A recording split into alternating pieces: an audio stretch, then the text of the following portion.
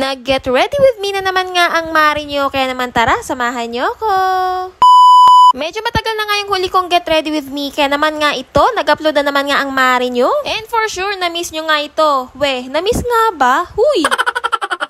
Eme lang, kayo naman, baka mamaya i-bash nyo ako ha. So ito na nga mga mare, for today's video nga, hindi pwedeng mawala ang sunblock dahil ngayon nga no, napakainit. Diyos mio Marimara, ang araw talagang nananakit. Naalala ko nga yung huli akong nasaktan. Huy, Eme!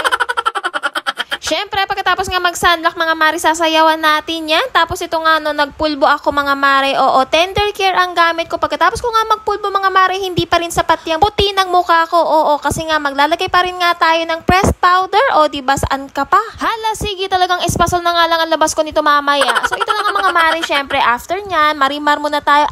Oh, ito na nga mga mare, hindi nga pwede mawala ang kilay because kilay is life. Di baling hindi nga ako makapag-makeup, makapag-lip tint, basta meron nga akong kilay, ay pak na yan. Although meron naman akong kilay mga mare, diba? As you can see, medyo makapal naman ang aking kilay. Pero alam nyo kasi, iba talaga kapag may style yung ating kilay kasi nandoon nabubuo yung ating personality. Huy! Pag nakakilay ka nga daw kasi, pwede ka nga daw magmaldita. Pero hindi ako magmamaldita for today's video. Mabait itong mare nyo. Ginagawa ko nga pala dyan sa kilay ko mga mare, ay dinodrawingan ko nga, oo, gumagamit nga ako ng eyebrow liner from Everbilena. Baka naman, ito na nga yun. Pagkatapos nga, i-fill in ko na nga siya ng yung eyebrow talaga, yung eyebrow pencil, which is yung Nichido yung gamit ko. And pagkatapos nga ng kilay mga mare, hindi nga pwede mawala sa look ko itong eyeliner. Oo mga mare, eyeliner is life din sa akin. Oo, kasi since high school ako mga mare, talaga nag-eyeliner na ako. Ang lakas nga kasi maka-Koreana look. O, tignan nyo naman, di ba? Instant singkit ang mare nyo. Pero bakit kaya ganun mga mare no kapag nag-eyeliner tayo? Nakanganga tayo. Ako lang ba? O kayo din? Huy! Pak, sino ka dyan? Ang arty. O, ito na nga, isunod na nga natin itong lip tint. At gagamitin ko nga is from Careline. And yan is shade of exclusive. O, diba? Napakaganda nitong lip tint na ito. At hindi nga siya drying sa lips. Ewan ko ba, nahihilig nga ako sa medyo darker nga ang shade. Parang ganyan. O, diba? Ay, pak na pak nga ang nguso. Parang gusto ding manakit. So, ayan nga ang gamit ko from Careline. O, baka naman. So, ito na nga. Maglalagay na nga din ako ng accessory. Syempre, from necklace. And after nyan, maglalagay nga ako ng relo. Syempre, kailangan natin makitang oras and itong singseng.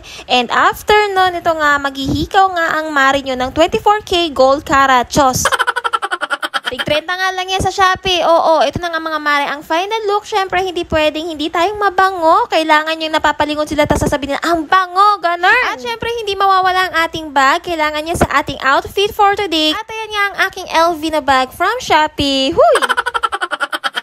So, yun na nga mga mare. Tapos na ako magmaganda. Kaya naman, aalis na ako. Bye!